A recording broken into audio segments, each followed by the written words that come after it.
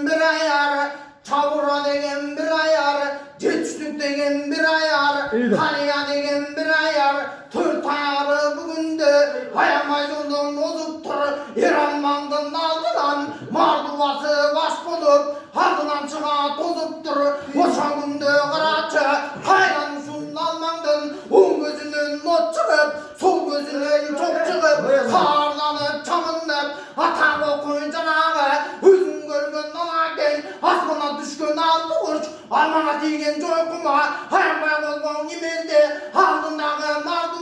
marduvala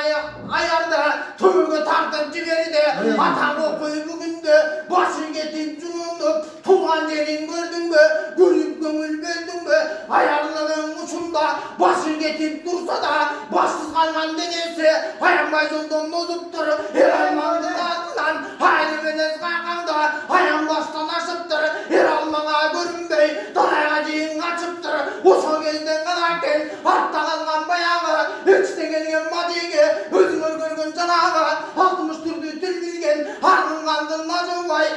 vayda vatırga, hayamay kandı kavar salıptır, ağıllayın çor olur, haykan sözüm mukkula, degenime göngülü, usul durgan gencikta, çıka degen bir kuş var, oşun kuştuğu görsöngör, hayamaycının toskula, ağıllayın çor olur, bastırıp getip bargına, oşunu tındım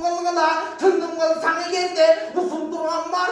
marduvan özü çok olur, kaynadan işim mu olur, devoşon boy degende, özüm görgün canağı, ağıllayın bayağı, hargın kandın acı vay, çıka degen bir kuştu, hayamay gözüm varıptır, bastırıp getip varıptır, cibini kolgon algada, hayamay tartı salgada, usul durgan cibisi, atam okuy canağı, atam okuy bugün de, çıkağa yeni cettile. Kırda durgan çıkası, açıldın top edip kara cerge, düşte.